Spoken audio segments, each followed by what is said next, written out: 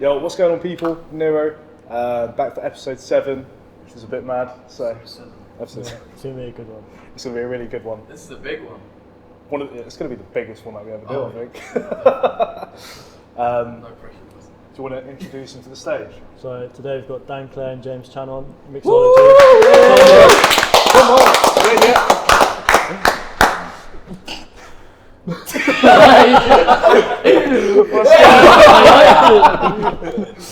Yes, what's going on? How you guys doing? You right? Good. Yeah, feel good. I feel pressure. Good. Yeah. This is the most pressure. I feel like we're on their podcast. We are on their podcast this way. Yeah. Welcome yourself. Tell us a bit about yourself. Where you come from. What your name is? So my name's James Chan. I'm from Hong Kong. No, I'm joking. My name's James Chan. I'm from Peterborough, but I moved to Stafford. Am I looking at that camera? Yeah. Yeah. No, I moved from Peterborough to Stafford about 5 years ago. I've been DJing since I was 18. All sorts of genres, from house, trance, garage, hard house, trance, a lot. Yeah. So. That's it, really. Yeah, pretty boring. Not boring. I'm Dan. I am a DJ, promoter, producer. From Peterborough, and we're both sort of owners of Mixology alongside a couple of other people, and that's us. Been doing that for what, 10 years now? 10 years. No, 11. 11? Yeah, 11. 11. Yeah, No. long time. Did you guys meet when Mixology come about, or did you know of each other before, as friends, or? Well, I. Do you know what? Before in liquid. Yeah, but Understand. there's a weird thing, right? When I think I've told you this once before. When we first started Mixo, Chan and Jem, one of the other guys we do it with, had a Porsche. They had like matching Porsches, right? And I honestly thought they were a couple. And I didn't tell them for a long time. Like honestly, yeah. But that's for another day. We did go on holiday together and all that sort of stuff. Yeah? So you could think that, But yeah, no, we met. Where did we meet? What you said? Latini's, wasn't it? No, it's before that. I don't know. These are all venues that you've never heard of, probably. You might have heard, but everyone else would struggle with. So I did. Yeah, me and big up Johnny Lepore. Me and Johnny Lepore, right? He's moved to Thailand now, but we used to DJ. We used to hold events in this bar called Latini's. Which is opposite Liquid. It's in a Turkish restaurant now, isn't it? Is it that one? I don't know. I don't live it. Oh, it's the one on the Travel Rush. Yeah. Okay, Yeah. So we used to. So what we used to do, we used to go from Toho's, because Toho's back then was rammed, and we just like, I just need a drink. So we just go across the bar, go across the road, go to the bar, get a shot, go back into Toho's. Kept doing that like 5 or 6 times in one night. And it was like, this bar's not actually too bad, and it's got some potential. So it was like, spoke to the manager, it was like, can we put an event on here? And he was like, okay, we'll do a trial run first and see how it goes. And then we filled it, had like 300 people in there, it's like 200 capacity. First event, and was like a Mexican restaurant or something. Yeah, it was a restaurant. It was a restaurant during the daytime. Cleared out the tables and with a cocktail bar. That's actually. So we did that, and we sort of started doing residency there, and then I think Tom Skinner approached me saying, "Oh, you boys like in charge of the nights?" I was like, "Yeah," and then he was like, "Can I put an event on here?" And he was like, "Yeah." Just gave him my number, had a chat with him. Was it you and Tom doing that? Yeah. And that's how we met, really.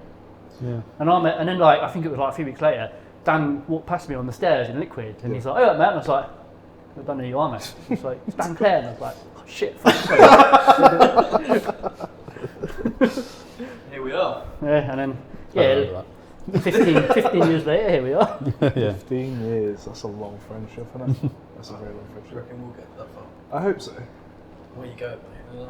I know, it might end up. That's for another day as well. So what sort of got you boys into DJing? Like, what was the spark? To be honest, like I didn't do it for like gig back then. I didn't do it for gigs because there weren't any gigs. Yeah. I was just doing it. I just wanted to set a decks at home. Like I think only a couple of my mates knew I DJ'd, and that was it. And then it wasn't until like one of my friends was like, I can DJ at my party, and I was like, yeah, okay, cool. And it was like just in a hall and like school disco vibes, It's basically. like yeah. 9:55. That's Yeah, it's when they had like when 78 RPMs like. But yeah, and then everyone's like, I didn't know you DJ, and I was like, I just do it at home. And then I moved in with my housemate Johnny, and he was like, this is like, what was it, like 2007, and he's like, oh, I want to get a set of decks. I was like, I can DJ, and he's like, can you? And I was like, yeah, and I was like, get a set of decks, and and then that's when we started doing nights and that. Yeah. But yeah, just been. I used to do it for fun, Yeah. and that was it really. And then I didn't really think I'd be doing nightclubs and doing big events and stuff like that. Didn't really have any thought about it back at the time. Yeah, I think same for me. Like I got, I remember I had like one of my parents' like hi-fi turntables. That was like what I first started. I had like an amp and speakers and stuff, and then I started playing with some of their records, and then I think I got like my first set of decks was like some Newmark belt drive turntables, which were good, and just started mixing anything really. Like I used to play hip hop a lot. I used to play garage, bit of drum and bass. Like didn't really play house for a long time, but yeah, that's kind of where I started, and then sort of just moved on through like the thirsty DJs and stuff like that. But yeah, it was kind of just like it was just messing around really, and just found it quite fun. That's really where it started. Sort of into your music and then just Yeah. becomes a bit of a hobby. I don't really remember being like that into music though either. Like I don't know. Like as a kid, I was listening to like things like Offspring and I don't know, like all them sort of bands and stuff. Like I wasn't like into like electronic music really at all. It was the same, I think back then it was just like everyone was into everything. Yeah. Yeah, just there's a lot more bands and whatever were popular then, weren't there as well? Like I think than now, Yeah, definitely.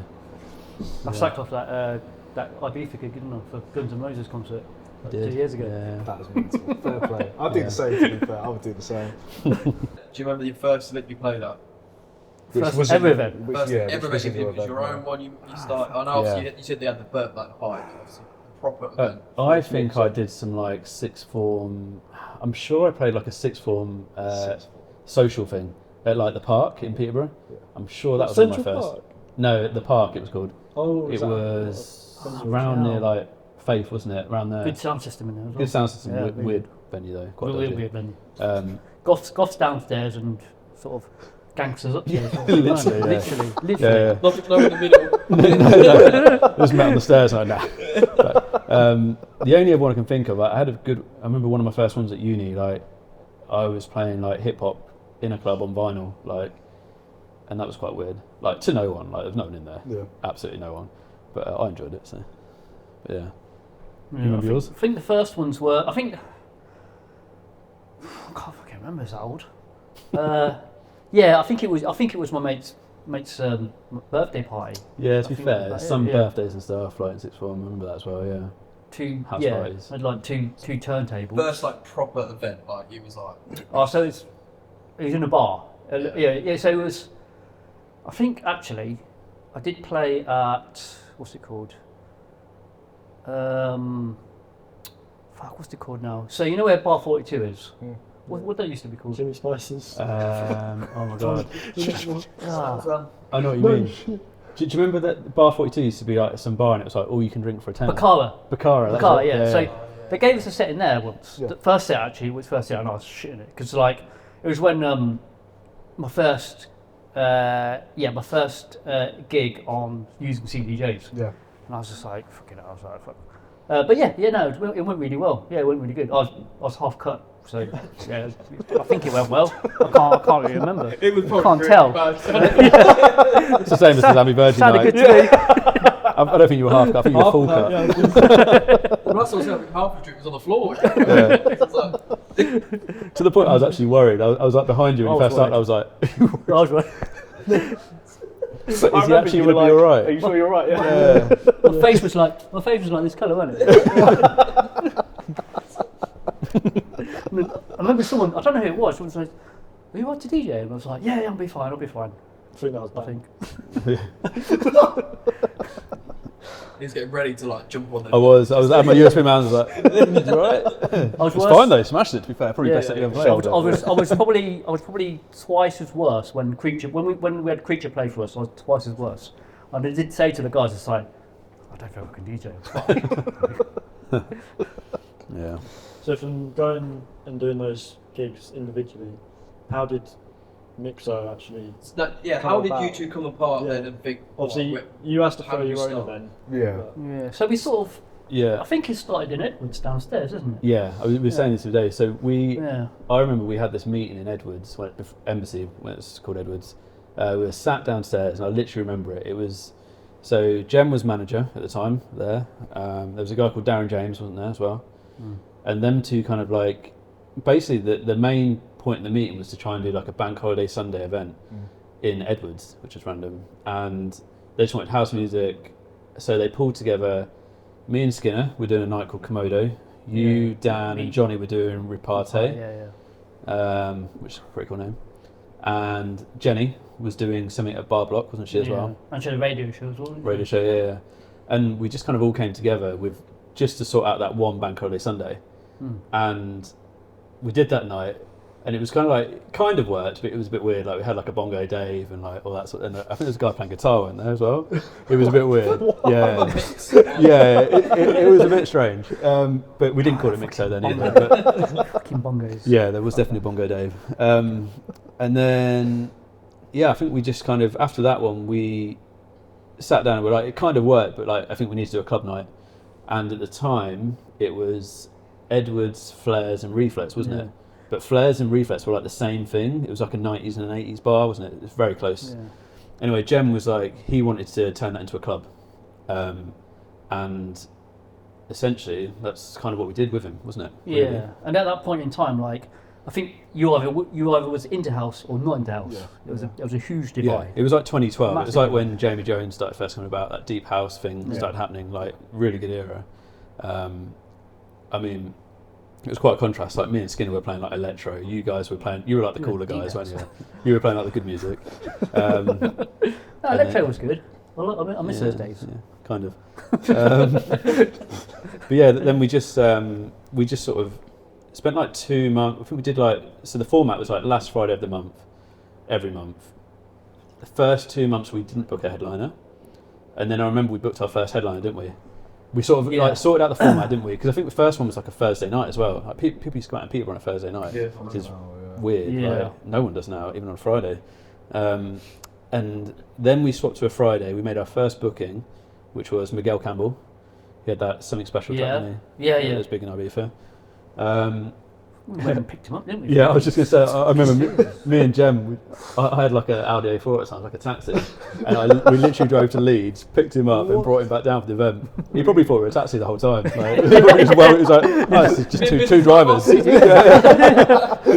Two drivers. But yeah, then we just sort of, over the coming months, we just sort of really sorted out the format, like what we were doing. Like, we did a lot of things that we just did it every month. We did like a guest mix. So we've got like, we were around Jem's every day, weren't we? When we sent them videos, and he's got all of our mix CDs. So every month, one of us would do a guest mix, and we've got like volume 1 to 60, and we'd print like 100 CDs, give them out to people, punters and whatever. And that was like early promo sort of for us, wasn't it? Yeah. But yeah, like we just sort of locked in that format, booked a headliner every month, and yeah, just went with it for 10 years. So that's pretty much it, wasn't it? And Red Room just kind of, it went from being Reflex to Red Room over the space of about 4 years. It was kind of a slow, like Jem was just sort of like, We sort of tweaked the speakers, yeah, the putting things in. Yeah, so when I first started going out, that was when it was kind of, I can't remember it Reflex, it must have been really not long after it changed to Red Room. Yeah. I remember obviously you were there. Me back then, I went into house and all my mates went, and we were a bit like, fucking hell, like, we were like. That's what I mean. The divide was so strong. Yeah, and it was like Red Room. I went Halo, Bashment. We was all that stuff. Yeah. We were like, we went Ghost. there. And we were like, it's all right to be fair. You know what I mean? And then, and it's like I said on one of the others. I feel like you boys were the first ones to really bring house into Peterborough. I would say into the clubs and make it more. Yeah. I know house has always been around, if you know what I mean, but Obviously, I can remember Peter was like Bash from Yeah. and it was always that. So I think there was quite a big gap. Like, there's people that used to do it. Like, there was a night called Bubble or something, wasn't there? That used to book a That lot was of big good. That DJs. was Yeah, really good. and you probably Frank remember it. Friday, Yeah, you just got Yeah, on I stage. used to. Honestly, this was like the 80s. But like, Nowadays, yeah, really good. Ronaldo's. But then there was like a big gap where I don't think people really did much. There was like some stuff in bars, like the stuff we were doing, but there was like 100 people, 150 people. It was only when we all sort of focused on Red Room that it kind of became a thing, I think, and it sort of gathered Yeah. momentum. Yeah. Deep in thought now, isn't he? He's reminiscing. He's like, How did Mixology, how did that come around? The name? How was that Oh just like god, literally- that Good was question to be that fair, was. yeah. I don't know how we were sitting at Edwards, weren't we?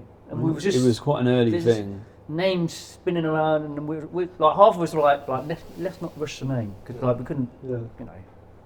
Do you know what? Like Mixology is probably my biggest regret is calling it Mixology. It's pretty bad. I don't mind like Mixo, the Mixo's short right. version. Mixo's right, but Mixology. But was Mixology, like the amount of cocktail nights we get tagging us on Instagram. Like, even at the weekend, there was like some cocktail awards night in Manchester, and she was like, "I lost my bag at your event." I was like, "We don't do that." Yeah. But back then, when we had the name, we were doing like 3 for 2 cocktails sort of thing. We so actually it's sort were, of, yeah, to be it was fair. sort of a theme going. Yeah, but then we yeah. sort of when we stepped away from that, was like we're still called Sort of Mixology. a name, Like, yeah. Yeah, I remember our first flyer. That's awful. The main focus of it was 2 for 1 drinks. That was Yeah. like 90% of the yeah. flyer, and then it was like our names at the bottom. Yeah, pretty much. If you still have that, we'll clip it in. Yeah, we've got it somewhere. Got it Find somewhere, yeah. How It must be worth a fortune now. do you know what we do have, which is really cool? I said about the CDs, but also, I mean, it was up in Red Room for a long time, but we've got every single poster from every event with the headline on it, and they've signed it. So like everyone from like Bicep, Michael Bibby, Patrick Toppin, Salado, like all these big names we had, they've all signed it, and that is that's like a really good little momentum, I think, from what we've done. Yeah. How would you say the nightlife in Peterborough has evolved with you? I don't know. I'm not from here anymore, so I don't know. Yeah, so what do you think of Peterborough's nightlife now then? Not like, don't like think of Mixology under the beds, just itself, Peterborough itself. I think everywhere is struggling. Yeah. I think everywhere. I think Like, it's even changed. Birmingham's struggling as well. Yeah, I think the landscape's just changed. Like people want to go to festivals, they want to go to a 15,000 capacity IKEA warehouse rave. They want to go, they don't want to go to a nightclub really until 4 a.m. and like day raves are so popular now. Which I'm all for because I get tired about. I love 10 day waves. It's all about day waves. But yeah, like you were tired when we got it. It's only like 7 o'clock. But yeah, no, I think like it's just changed a lot at the minute. Everything's changed. Like the way you have to promote a gig, the way you have to DJ, the way you have to promote yourself as a DJ. Like the whole scene is very much changed the last couple of years. I don't know if it's because of COVID or what, but yeah, who knows? I think social media has a big impact on it as well. Yeah. You go on social media, all you see is like massive like warehouses with events where people are like, I want to go to that place. And Yeah, there's definitely like I'd say like 40% of people who go to these things are just there because of that. Yeah. Like, it's a big percentage. Like, Yeah. do you know what I mean? They just want to put it on their Instagram, TikTok, Yeah. which is fine. Like, whatever. Like, as long as they find a ticket. But yeah, I think there definitely is that.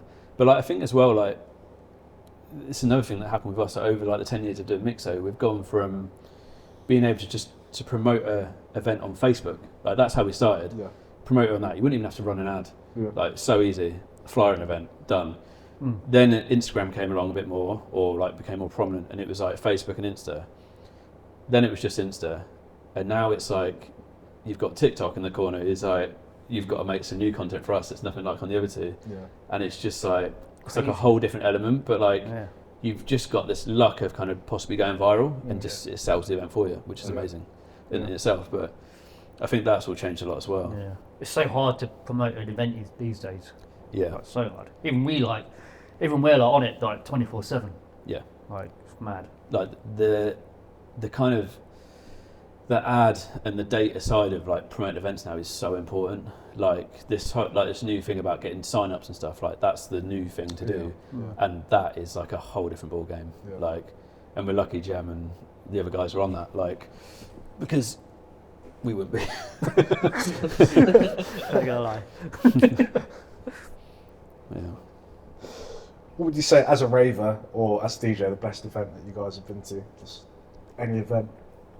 Any event. Any Rave or event, DJ? Rave or DJ. What's the best event you guys have been to?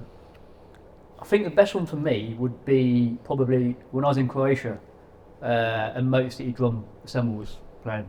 And that, for me, to this day, that was just, the whole thing just went off the solid 3 hours. Yeah. It was just crazy, like mad. Didn't even, I had one beer and that was it. That's what I need really, but that's memorable to me. Yeah. I remember there's one event I remember. It wasn't like a crazy big event or anything, but we were in Ibiza like probably 6-7 years ago, and our night kind of came to an end a bit. And we'd booked for Mixology an American duo called Walker and Royce. I don't know if you heard of them. They're like a bit like kind of bass housey. They're actually doing quite well again now, but they were in Ibiza at the time as well. We were with them, and then I can't remember if it was Jem or them got kind of a call and say there was a party on the beach happening, like a private party sort of thing. Fly. And Chan, follow you everywhere, man. And yeah, it was a massive DJ called Luciano playing, and it was just like there was about 250 people there. No like big LED screen, no big performance. It was just him playing on the beach, and I just remember that like because we're a few of my mates, so like they never really goes to that sort of stuff, and that was. They still talk about that as well. That was a sick night. Yeah. Luciano actually like inspired me, like the way I mix. One of the ways I mix. Yeah. Like I was coming back from Fabric one night, put a Fabric CD 42 on. Yeah. And listening to that mix, I was like, this guy's insane. Yeah. Like, and I was like, when it went from one transition to another, and I was like.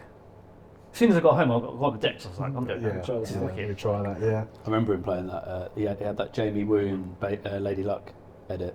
That was like massive when we first started Mixo, wasn't it? Yeah. That's a good trap. Best event you've played at? What's the SGP? I don't know. I mean, one of the first unders really was pretty. I'd say under's probably up there. Because it was kind of like a proud thing as well, like, you know, Quite a we've done this out of milestone, nothing, Yeah, which is like, created an event space basically. Yeah. I think as well, like, my other one would be Tomorrowland. That was like insane. Yeah, it's better. Just a little bit, just slightly big. It's about the same level as under. But yeah, that was like, next level. I just remember like the sound there as well, like when you went out in the crowd. It felt like the sound was that good. It felt like you had headphones on. Like honestly, Really? It was so like perfected, like that whole thing. And yeah, I think like that festival used to be like really EDM, and now they're opening up to everything now. Like there was a lot of drum and bass people there. Like I met that Maddie V girl there. Like there was Charlie T was there. Like they're trying to bring everything in now. I think that festival will. Do you get a really bundle or evolve. something? Yeah, you should get like the backstage. You have to get little boats between the stages. I think I see that in your Yeah. story. Yeah, to be fair, That's it's mental. insane. Yeah. Yeah. On the note of your sets, have you had any fuck ups where you thought? Right, like Proper ones. Does that include pulling the USB out? Anything. Yeah, that's the thing. Like the first like CDJs and like the first ones with USBs, there was no like indication of like which one you were pulling out so much. So like so many times like you pull, or even with the CDs, like you press the eject button on the wrong CD, and then you see the CD and the music would go, and you see the CD go. It's just like slowly pushing it like. And all you got to do is that. We see that so many times. Yeah, we see that a lot. John Lipoy used to be bad for that, didn't he? Yeah. He was a nightmare. I had quite a funny one, like not necessarily technical. I mean, we had like I remember on our first Motor Warehouse one, we had like an emergency loop thing as well. That was the first time I'd ever seen that. As well. Did it? Yeah. Yeah, that's a nightmare. I don't know why it does that. What was that, equipment malfunction? Or? Yeah, it's You just get stuck on an emergency loop and you have to turn it up. it just does like a 4-bar and 8-bar loop, Yeah. and you just have to be like, oh. And sometimes you don't notice it for a while because it's just looping. You're like, a minute's passed. Yeah, I had quite a funny, like not technical one, but logistical one where I was playing like a Moore set, and we were playing in London in this festival called Transmission, I think it was called. It was at the Olympic Park, Me and Dylan got down to London and met at King's Cross, jumped in a cab. We were like, let's go Westfields first. So we got a cab, went Westfields. Went into Westfields. I think I needed like a USB-C thing to bounce my set onto my USB. And went in there, got that, came out. I was like, I think we go this way and we should see Olympic Park. Got out there, couldn't see anything. And I was like, so I looked at my phone and I was like, and I was typing in like Olympic Park and it was saying like I was like 15 miles away. I was like, what? I was like, oh, my phone's been weird. Anyway, like, I was that certain that I was in the right place. It took me a while to realise that there's actually 2 Westfields in London. And we were an hour and 15 minutes before our set. And we had to go and get a cab, most expensive cab ever, across London. The marathon, a half marathon was on, Hackney half. So we got stuck in that. And we were 15 minutes late for an hour set. And we just sort of like ran to the stage, sort of snuck on and like played. Oh, I think we got away with it, but yeah, that was like just that feeling of being in the cab, like you couldn't do anything about it. Yeah, It was just sat there. awful. yeah. So is there a track that both of you like to play that always gets like a great response from the crowd? It's like a go-to track. Justin Bieber. Yeah, can't even That track has been like a staple in your sets for many years. Isn't it? Yeah, it's always in there. Like, and I was like, do I bring it out? I played it loads of times, but yeah, it's called. I think it's called Whitney Houston. I think that's what it's called. It's a Whitney Houston edit, isn't it? Yeah, what's, yeah. What's the original? It's not right, but it's okay. Yeah, Isn't it? yeah, it is. Yeah. Yeah, I don't think you can get that. I don't think you can actually buy it or anything. It's the old of it, but yeah, I play that. I play that track. I think I've been playing that track for like. You right there? Yeah, it's fine. Just adjusting my mic. These? Yeah, it's all good. Right, let's give you that. Sorry about that. What's going on? It's absolutely fine. We're still recording. So going back a couple of. Are you done? Yeah. Remember, we finished it. Playing around that. So going back to you, Dan, you said you mentioned more. Yeah. So can you tell us a bit about More is me and a guy called Dylan. We produce house, melodic house, sort of tech housey kind of vibes. Been doing it a few years. Played a lot of mixos. Played our debut at Mixo as well.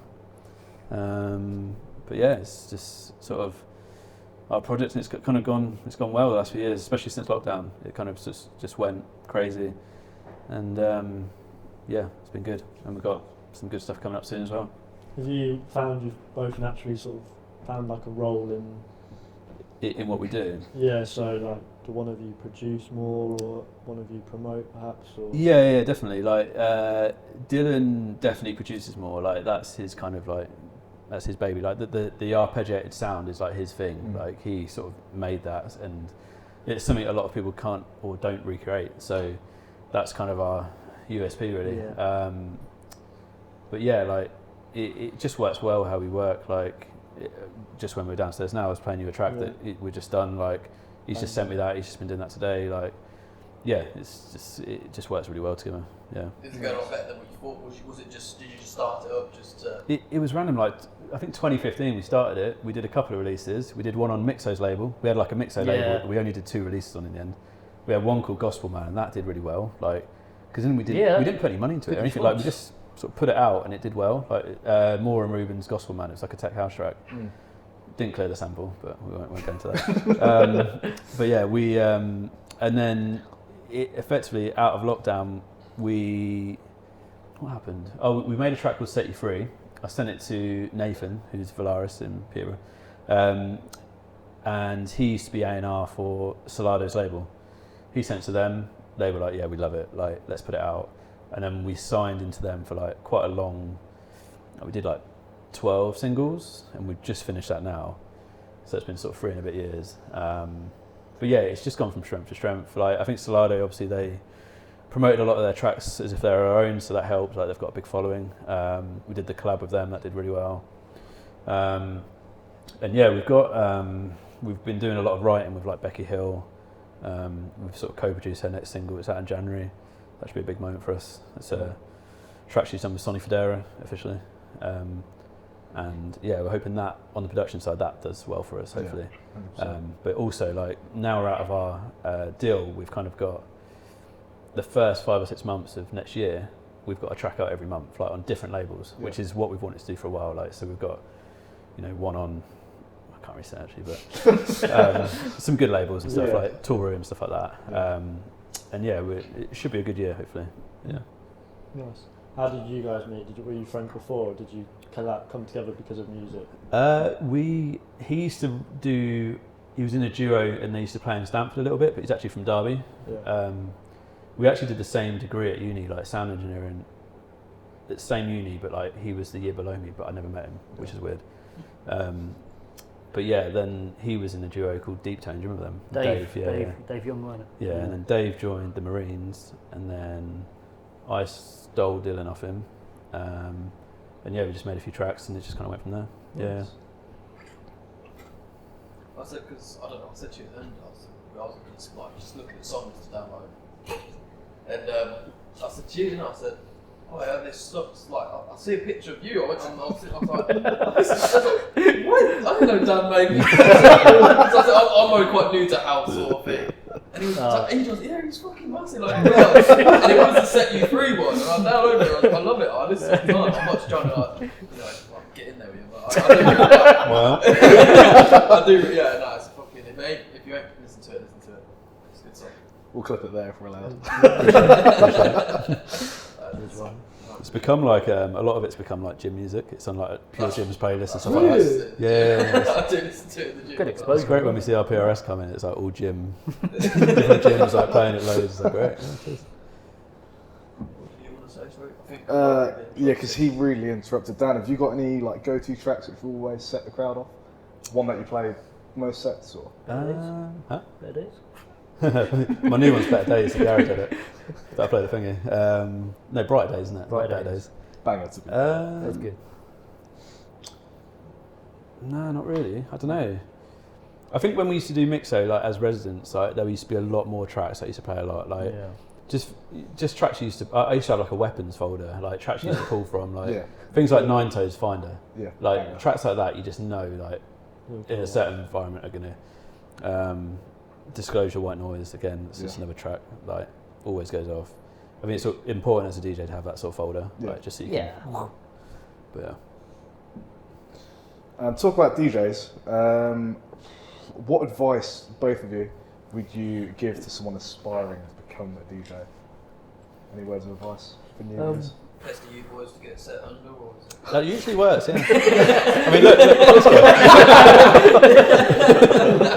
You've got to be into cars, airsoft. Good to go. He didn't like any of that before he started talking to you. He was like, that's what I need to do. Mini James Chan.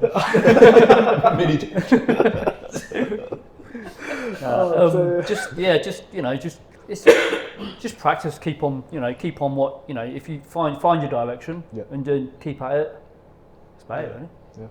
I think like it kind of depends. Like if you just want to do it as a hobby, like just enjoy it. If you want to do it as like or if you want to try and take it further, I think you've got to. I don't know. You've got to present yourself. Like if we're booking someone for under, like if we're getting some local talent in for under, we don't want to be tagging you with like the headliners and stuff, because agents and managers and whatever for big headliners are, special kind of people. Yeah. And if we're tagging them in posts and stuff, and they click through and they look at like I don't know, a guy who's supporting and all his pictures or videos of him playing like R&B or pictures with his cats. Nothing wrong with cats, mate. Nothing wrong with cats. But I don't know, like I think like you just got to have like a professional sort of vibe. Do you know what I mean? And I think if you do want to take it further, you got to start producing as well. Yeah. Start with edits, start making edits, start doing that sort of thing, and then no one really breaks through without producing. Yeah. But I think on a local level, you can reach the heights. I think like DJing itself is not the skill anymore. Like track selection, isn't it? It's the way you present yourself. Yeah. It's your networking. It's how you put yourself out. Yeah. Don't be a dick. Like that's a big one. Massive. Yeah. How the fuck did you get on us? Airsoft and cats and whatever else. Cars. But no, to be honest, like what I've seen him play, like I was like, no, it's up there. So you've got to have some sort of level. I remember messaging you earlier on the year, to be fair, about something. You wanted to say this, didn't you? I don't know if I can say it. Go on. No, What's this? I don't know. We might have to bleep it out, to be fair. We'll bleep some of it out, just because, yeah. I remember, like, when me and you first started talking, I was like, oh, is there any chance, like... I was like, is there any chance, like... Because obviously we're and, like, you can work together, and you're like, nah. We'll bleep it. That was something I was going to talk about. Like with Mixo and Under, have you had any moments that have been like you found personally hard to deal with, or you've had to tell someone quite bluntly, like, this isn't going to work, we don't want this, or it's not all worked out how you planned it to? And In terms of what, like people playing for us and maybe stuff? like working with DJs or agents, or like venues have fallen through, something like that. I think the thing with agents and managers, you just kind of have to play the game with them. Like, you can call them whatever you want behind their back, but you just have to make it happen. Yeah. Like, absolutely. Like nothing you ever believe. Like, Because one time, like if we go up to one agency and they're like point blank no, the next time they'll be like, yeah, we want you definitely. Yeah. It's weird. You just have to keep strange. Yeah. Sometimes you have to, if you want that top level artist, you have to book 2 or 3 people on their roster before it. Like, you just have to play the game. It's one of them. Yeah. Have you ever had any DJs not pull through to any of your bookings? Yeah. Richie Ahmed lost his passport in Ibiza. Oh, I wasn't there. I wasn't there. Yeah, I was in Croatia. And we found out like Phone call from 5 p.m. on the Friday or 6 p.m. I think we got. I'm trying to think. Was it Maxi Sound System replaced him? Citizen, wasn't it? No, it was it was Citizen and Andy George. I can't remember. Something like that. But yeah, like we had to last minute just call up anyone we knew and be like, and luckily people who were coming were like, yeah, it's fine. Like didn't want the tickets back or whatever. Like, and then he did play for us later on, didn't he? I think the next year maybe. Yeah. But who knows about his passport? Who knows where it was? No comment. Wasn't that something you wanted to mention about? Didn't you message it a little while back? I want to know what this is. Probably, I think. I'm sure it's a long time ago. I think you messaged it. Wasn't it? Yeah, probably. I think, again, it might have been an Under thing. Yeah, he just aired me. I was like, okay, then no worries. I'm not going to message him again, just in case, you know what I mean? I was like, yeah. Too fair. I remember, what Under was it when we went with Ethan had guest list, didn't he? Obviously, we didn't know you were. Yeah, we didn't know. I mean, I knew of them at the time. I knew of Chan. But yeah, that was that one. And you just collared down. You're VIP. He was like, Oh yeah! I remember that. Oh shit. Oh yeah! I'm really, really sorry. Yeah, I remember this. I remember this now. Yeah, so I was like, it was the left-hand side. It was the VIP.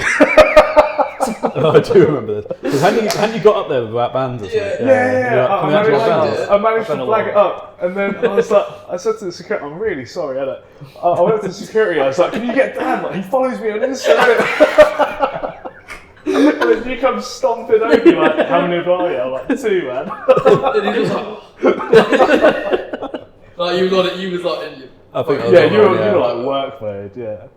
It's full on. It's full on though, isn't it? Like, yeah, it's I full think on. we were having proper full on credit card machine problems at the time. Oh, I seem to remember. Yeah. So that sort of thing. I was like wondering if you'd ever had those sort of problems. We do, yeah. Like generally, like we've managed to build a good team. Like we can sort of react to most things, but some things you can't predict. Like the first couple of unders, having 1,000 people under a bridge and the mobile signal just goes, and that's what our bars run off. Yeah. Like stuff like that, you just have to learn from. Like yeah. you know, and it's not like you can do it at the time. Like all you can do is just hope the signal comes back, because you just obviously every minute that's off, you're losing money. So. You know, we sort of solved that with this one. We've got Starlink, Elon Musk thing, got that in, which kind of worked. But again, it gave us a lot of stress, but we're getting there. Yeah. We're getting there. Yeah. It's just a tricky location. That's why, like, working at the Crescent the other day was like, we're all just stood there and we're like, what do we do now? Like, we're in, like, it's just going. Like, it was nice. Have a few IPAs. Yeah. I was fine, and she was like, bro, you got a drink? I was like, yeah, mate, what do you want? IPA? I've never had it before, I try it, mate. What, rip me off. It is. We had quite a lot of them. Yeah. What did you have? You were real fun. I was on a bunch of beers, to be fair, and yeah, it was fun. You were sober. I was sober that night. Yeah, to be fair, yeah, especially by the end. We don't talk about That's that. normal behaviour for a sober man. Staring at the wall.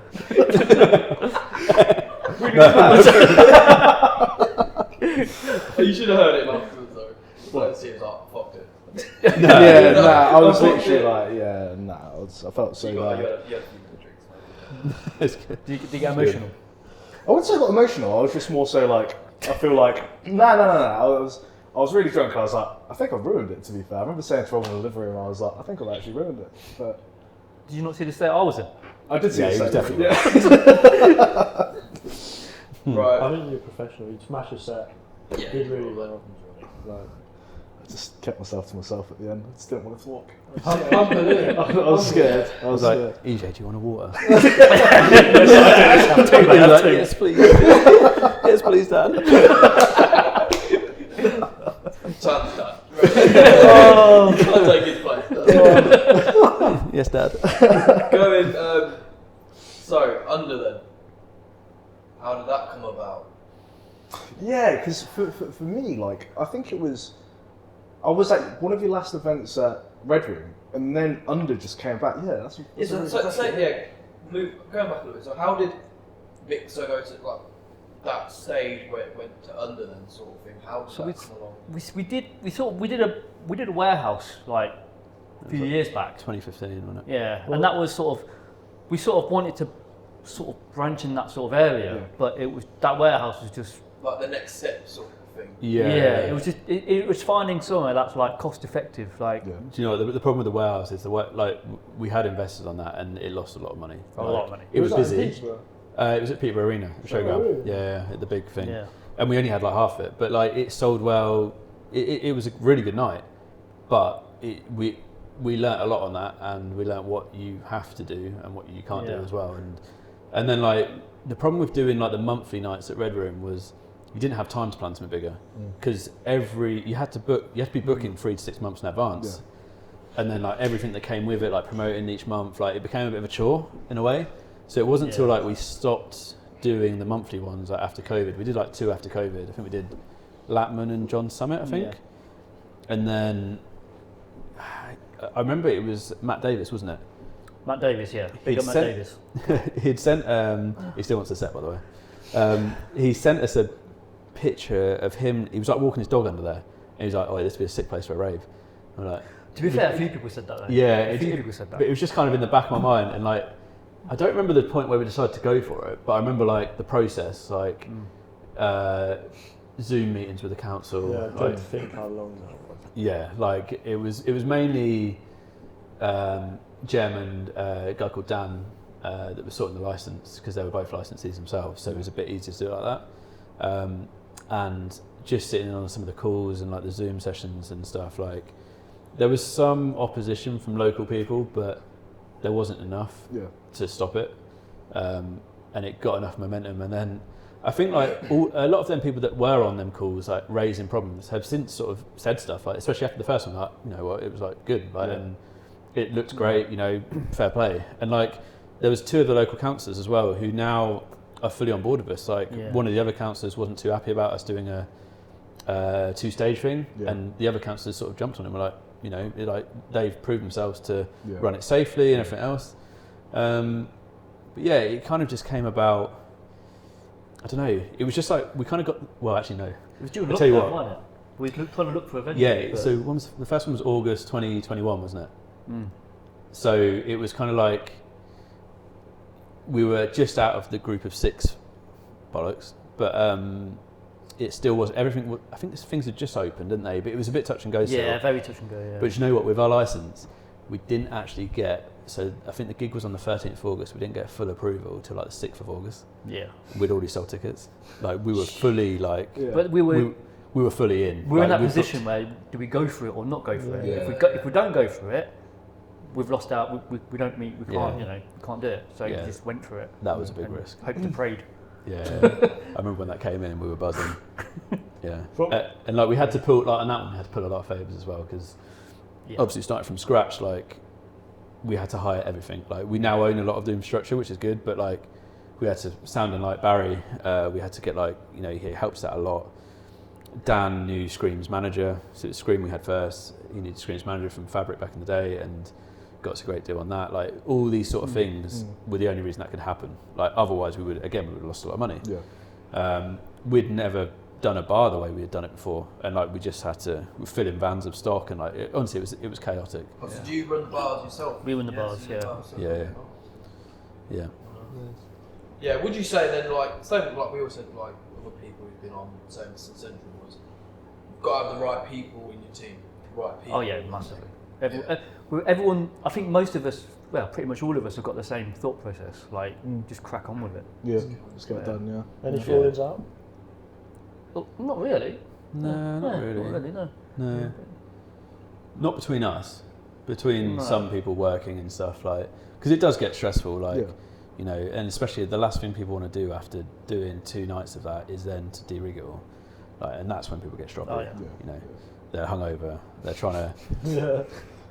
fill 20 bins with like 400 bins worth of stuff. Like, that's when people get a bit stressful. But Yeah. there's a lot of like unsung heroes of Under as well. There's people like Emma who does like all our stewarding stuff. There's Even a little bit. the guys that come in and litter picker afterwards, like make it look like we've never been there. Yeah. Yeah. Nathan, the guy that does the graffiti. I mean, that graffiti under there is like it's like a Peterborough.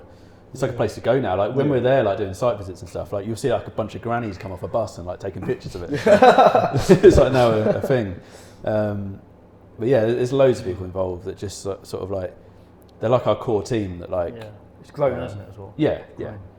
Even people like Stefano, like he does nothing, he just looks grumpy. That's the stage. Yeah. But Stand down. Glasses when someone's kicking off. yeah. Honestly, grumpiest bloke in the UK. Isn't he? He's like a bulldog. Yeah. But he's, like, you can trust, you know, you can rely on him though. So Yeah. that's the main thing. But Yeah. Apart from when he didn't turn up to Crescent. Yeah. Oh yeah, I don't know what that was. Yes, fine, and I did, so watch your back. Yeah. Taking your place. Taking your place. What is it about DJing that you guys love? Like, what's bringing you back to do more sets, more What's kept gigs? you in it, Yeah, what's kept you in it? Mine's playing to a crowd. Like I love just seeing crowd reactions. Like my worst thing is when you don't have a crowd. Yeah. I can't do an empty room. I hate it. Saturday. Yeah. Oh yeah, well, that was long. That's a What's story that? for another day, though. That's What's a story that? for another day. No, that's outrageous. Yeah, But there was literally no one. yeah. There was no one there. Where's this? It was a private party, wasn't it? Is this at the unit?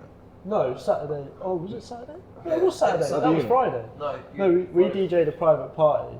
You and Ethan. Oh Was that yeah, yeah. I mean, it was all right, but yeah, the birthday boy came in and then he walked straight back out, and everyone followed, and then me and Ethan Hull were literally just pressing the buttons to nothing, literally nothing, Oh, and yeah. AJ as well. Big shouts. So but- we were saying at the time how like tiring it can be when you've not got that to go off, Yeah. because it's so hard to like. yeah. You find Do you know what's the other hard one is like playing like once a headliner's played an event and playing like 4 till 6. Yeah. Like because you've got the stragglers on, especially if you're like soberish as well. Like you're trying to I don't know keep up with everyone in the crowd who's they're almost like they're on their last leg sort of thing, and that's a struggle as well. That's almost as hard as That's the best set. you like it, but that's because you're on their level. Like, we've seen what you're like.